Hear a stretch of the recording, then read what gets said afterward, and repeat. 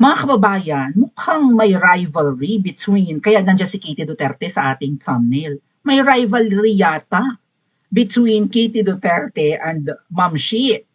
Bakit?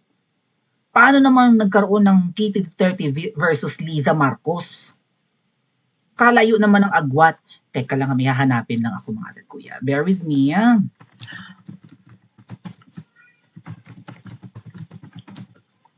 Hinahanap ko yung picture na hindi edited eh. Kasi yung alam niyo yun, yung kakilala natin, mahilig magpa-edit ng photo para kuminis ang liig. Oh, nakita ko kaagad. Ay, ginawa ko! O, talagang pinapapayat siya, no? Well, mukha naman talaga siyang payat kasi pitit nga siya, unano siya, di ba?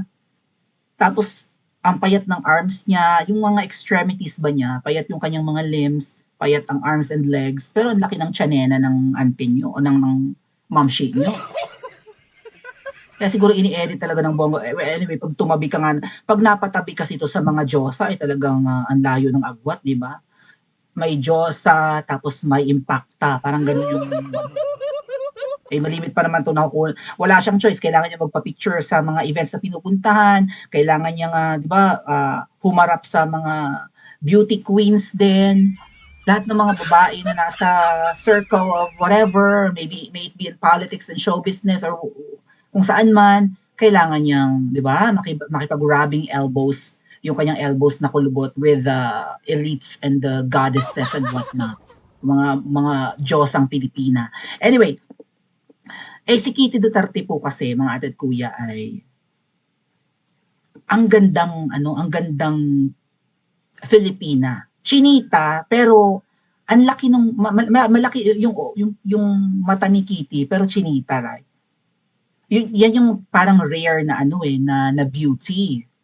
Maraming chinita like mga nasa Asian countries na tulad ng mga Koreano, Incheck, Japanese, ganyan. Even Thai. Thai medyo similar sa mata natin eh. Maybe Vietnamese, no? Talagang kapag chinita, hindi mo na makita yung mata lalo pag tumawa. Pero si Kitty, chinita pero malaki yung eyes. So pang model ang dating. Eh, may insecurity ba si Ma'am Shi? Kasi may magandang lahi. Even VP Sara, di ba? Magandang lahi na galing kay Tatay Digong. Meron talaga laging comparison. Lalo ngayon, nagra-rival ang dalawang pamilyang ito, pamilyang Marcos at pamilyang Duterte.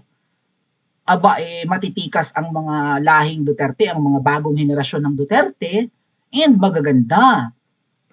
Well, gwapo naman ang mga anak ni Ma'am Shi, right? Gwapo ba? Sino yung pinakagwapo sa magkakapatid? Gwapo ba si Charis? Basta yung crush ko yung pangalawa kaya lang napupulburon daw yun. Sabi kasi ni Miss Maharlika, lutang yun nung panahon ng kampanyahan. Gaganon-ganon lang daw, tatawa-tawa lang daw yung pangalawang anak.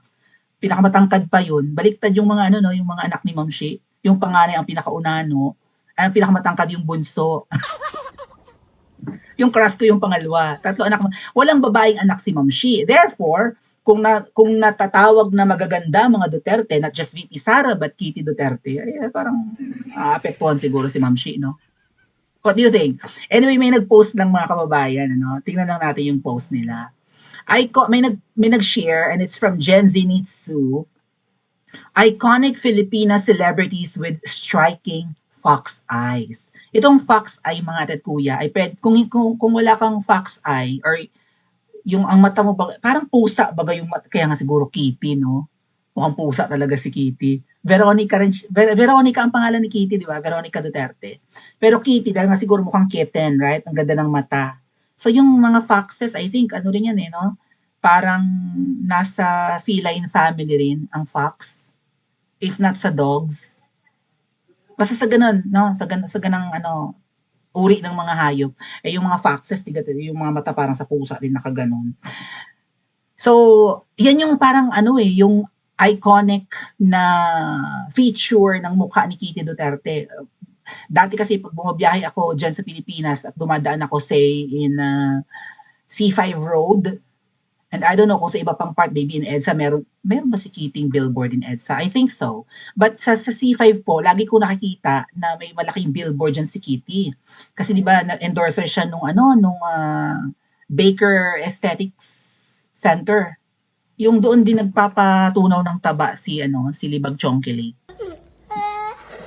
I think endorser si endorser si Kitty noon. And now yung bagong endorser ng Baker or isa sa mga endorser, kapatid rin ni Kitty, si Baste, 'di ba? So parang nagki-cater din ng Baker Aesthetics sa skincare ng mga lalaki and maybe sa ano no, sa health ng sa matikas na pangangatawan. Say kung gusto mo talagang mawala yung mga belly-belly mong ganyan eh. O perfect si Baste na endorser ng Baker Aesthetics, 'di ba?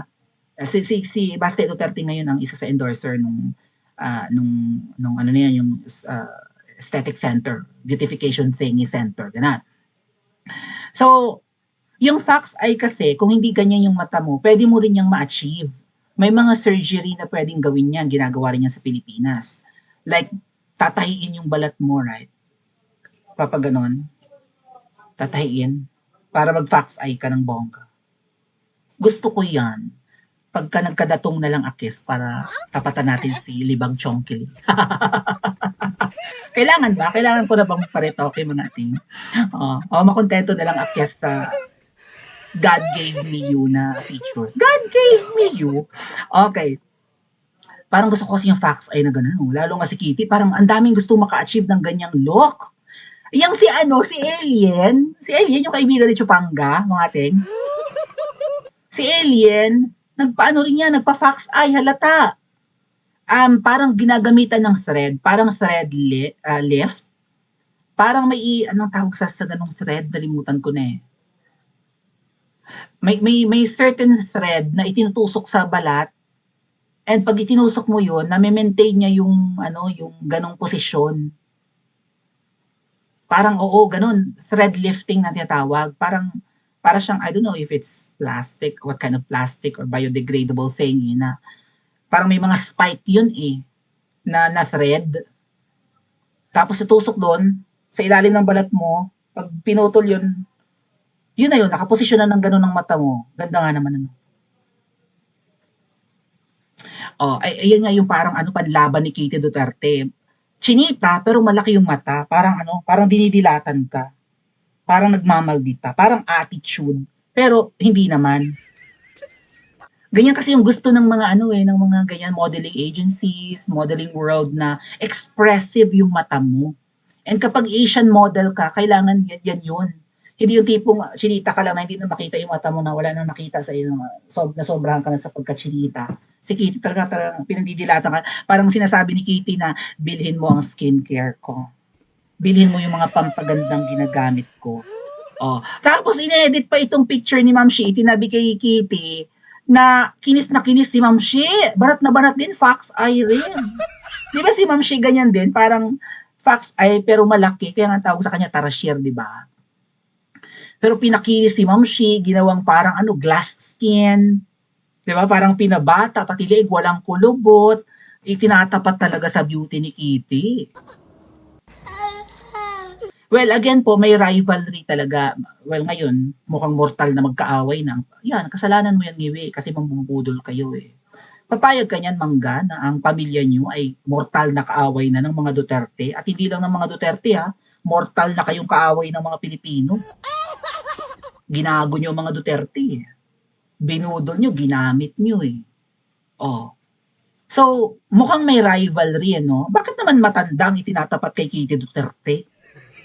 Wala ngang anak si Ma'am Shi na babae. Wala nga ba? Okay, so, yun. Bukod dyan mga kababayan, ito kasi si Ma'am Shi, every time na ina-upload ang kanyang photo, ay pinapakinis muna siya, pinapapayat, ginagawa Coca-Cola body. Kaya nga di ba nila itlahit ni Miss Maharlika? Nakita ko sa personal yan, hindi ganyan kalit ang bewang niyan, laki ng tiyan niya. Totoo nga. Mabuti nga may katulad ni Miss Maharlika na nagbubulgar ng mga fake news. Kasi pag nag-upload si Ma'am Shi ng mga pictures niya sa kanyang page, di ba? Sa social media niya, talagang kinis na siya, bagets na bagets. Pero wag ka kulubot pala. So, yung photo ni Ma'am Shi na nakaupo sa parang puting Cobonpue na upuan, ay picture niya noong bumisita siya kay Chris Aquino. Ay, ano sabi ng billionaire? Bago lang to Teka, bago lang to Basahin ko ang news mga ate at kuya. Aquino and Marcos together. Ay, nag-vote in sila. Kasi parang naging, 'di ba, parang nagkaroon din ng rivalry ang Duterte at ang Aquino family noong pumalit na si PRRD kay Ngoy-Ngoy, right?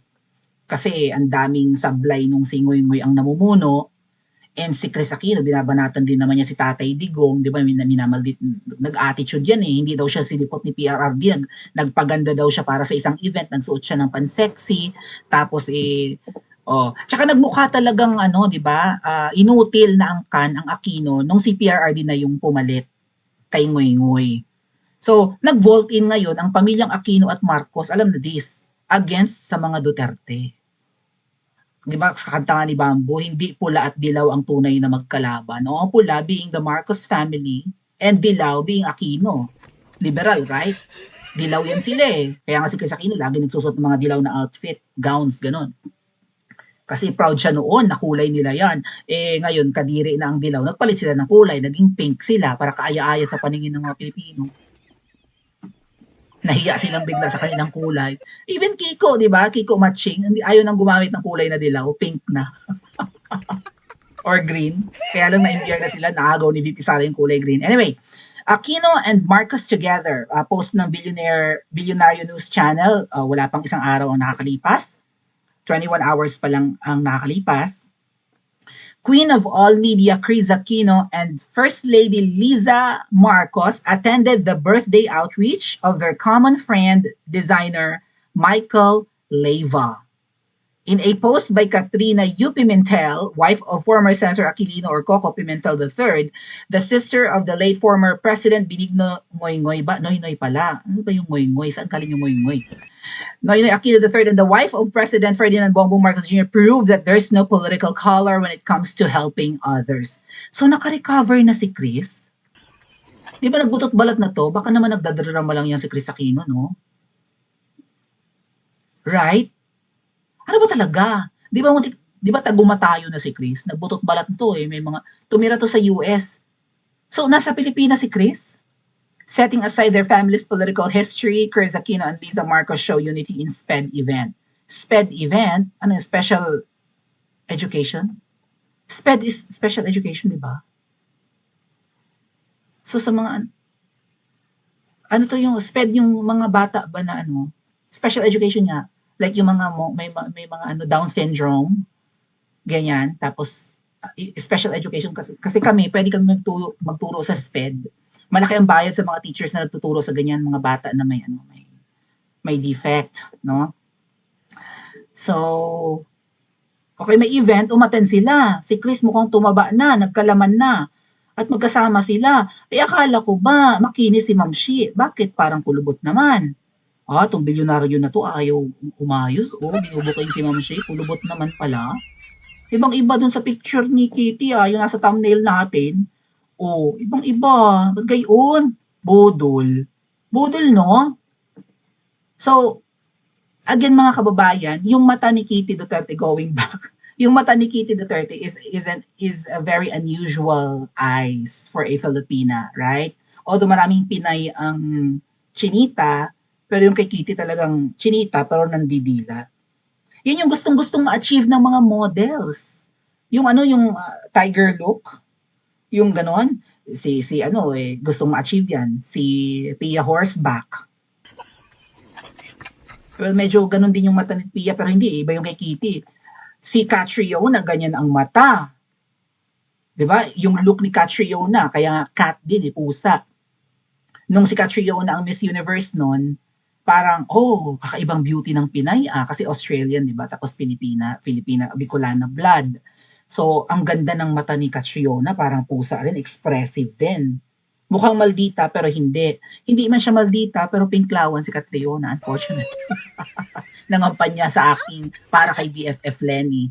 And then after Catriona, here comes Kitty Duterte in bloom, and nagbo-blossom namang talaga, no? And endorser nga ng mga beauty products, apakagandang model. Ay, talagang ano to, di ba? Positive publicity for the Dutertes. 'Di ba? Hindi lang mabuting public service ang ginagawa ng mga Duterte, na pag-uusapan din ang mga Duterte na may good looks. Eh si Ma'am Shi naman ay kulobotels. And mukha namang insecure yan ever since. Sa pelikula ang ginawa ni Mangga, medyo subtle yung banat ni Mangga kay Ma'am Shi eh. Kasi ang girlfriend doon ni Ngiwi, si Claudia Bermudez, ay half Pinay, half Briton. Kung hindi man one-third Pinay, one-third Briton, one-third Amerikana. Kumbaga mistiza yung jowa ni Ngiwi. And then eventually, hindi nakatuluyan ni Ngiwi. At ang mga naging jowa ni Ngiwi noon, mga Diyosa, mga may mixed blood. Tapos ang kinauwian ni Ngiwi ay native, sabi ko nga, native na manok. Napapunta siya sa native Pinay. Okay lang naman na native Pinay, basta Alam nyo, may mga, kasi nalalait si Ma'am Shi. Bakit? Bakit masyado siyang, pwedeng insecure talaga si Ma'am Shi. Kasi bukod sa ang naging girlfriend ni Ngiwi noon ay matatangkad at mistiza, kasi siya, ibang-iba. Unano, and, hindi nga pang Pinay. Pinay ba yan si Ma'am Shi? Anyway, medyo chinita. Pero ang laki rin ng mata eh. Baka nung kabataan niya, maganda siya. Kaya lang may attitude. Tapos mahilig pa yung umirap-irap. Gumaganon-ganon. Ang mata ni Ma'am Shi, hindi katulad ng kay Kitty, ay fox eye talaga na natural and alluring, seductive. Parang kapag tinignan ka niya, inaakit, sumunod ka sa akin at tayo ay lalabing-labing. Parang ganun. Alluring, right? Kay Ma'am Shi, parang mata ng impacta eh. Sorry Ang pangit naman ng mata ni Ma'am Shi, okay, mukhang chinitahin, pero malaki. Chinitahin ba na malaki? Parang hindi naman. Makahanap nga ng picture ni Ma'am Shi na walang edit.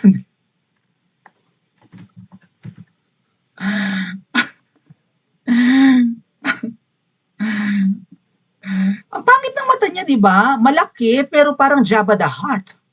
Right? Ang laki ng mata niya, dilat na dilat, pero parang pangdemonya. At saka mga kababayan, kapag walang edit ang picture ni Ma'am Shi, at mahilig siyang tumabi sa Diyosa, katulad din ng Heart Evangelista, diba? Eh dati kasi Senate President si Quezon eh. Kasi nagkakasama tong mga to sa mga events. Didikit ka pa naman sa isang Diyosang Heart Evangelista na medyo fox eye din ang mata. Kasi Ma'am Shi nga, kulubot na kulubot pag walang edit ang Ma'am Shi nyo. Diyos ko. Kasi may mga recent post na parang, hindi lang naman mga Duterte ang maganda. Maganda rin naman si Ma'am Shi. Lalo na yung mga pictures niya ng pagkadalaga. Kasi nalalait talaga si Ma'am Shi sa kanyang itsura. Bakit? Bukod sa naging mga magaganda yung girlfriend noon ni Ngiwi, and then napapunta siya dyan sa, buti sana kung pangit lang ay ang ugali. Yun eh. Kung meron mang ganda si Ma'am Shi nung kanyang kabataan, hindi na nakikita, na-overlook na yun dahil ang impression kay Ma'am Shi, maldita. At masamang ugali, attitude. Diba nakukunan niya ng mga videos na hahawak ng malaking, yung parang cheque. Parang papremyo sa isang pa-contest, hawak-hawak, bigla niyang bibitiwan. Bakit ako hahawak niyan? Trabaho niyo yan. Attitude, diba? Every time na nakukunan niya ng camera, may ugali talaga siya. Ba't ka napapunta dyan, Ngiwi? Baka naman birds of the same feathers lang talaga. I don't know, ginayuma ka ba niya? Nagtatanong lang. Actually, sabi nga po, si Mangga ang niya, lagi naman kayo magkasama, magpakasal na nga kayo. Si Mangga raw ang may gusto na. Lagi raw kasi magkasama yan si Ngiwi at saka si Butod Lagi naman kayo magkasama, pakasal na kayo. Magpakasal sila. Pero bakit nababash si Ma'am Shi? Bukod sa ang gaganda ng lahi ng mga Duterte na karibal nila ngayon, di ba? Yan ang totoong magkatunggali, hindi Marcos at Aquino. Marcos and Duterte na ngayon. Kaya Mangga, huwag mo kami binubudol. Ang mga angka ninyo ay mortal nang magkaaway ngayon. Tama? Pero bakit nababash si Ma'am Shi? May dagdag ko lang. Kasi nga, yung nanay naman ni Ngiwi Jr. ay Diyosa. Yung first lady noon ay Diyosa. Right? Kahit na di umano waldas, di umano maluho, emeldific na ang term. kapag ka ikaw ay maluho rin. Nagamit na yung pangalan niya for that. So, despite na ganun yung impression kay Emil Dific na maluho, waldas, bulagsak sa pera, kaya nagkurakot yung asawa. Diyosa, matangkad, beauty queen. Si Ma'am Shi, di naman yata beauty queen eh. Yung first lady, noong senior ang nakaupo, ay Diyosa. Ang first lady ngayon, na junior ang nakaupo, magkapangalan, Marcos Senior, Diyosa ang first lady. Marcos Junior, Josiah ang first lady. Josiah naman talaga si Ma'am Shi. Di ba? Ilongga yan siya eh. Kadako sa imong mata, daw sa sigbin ka sa gabi, nga panghadlok sa mga tao. Daw sa maligno ka sa kagabihanon, ano ba tawag dyan? Oh. So baka dun yun, right? Diyosa ang kanyang biyanan, and then point. Kaya todo pa edit ng pictures. So, kung pababatain kaya si Ma'am Shi at kaedad ni Katie Duterte, talbog kaya niya ang ganda ng bunso ni PRRD? Pa-comment po sa comment section at mag-like and subscribe din po kayo.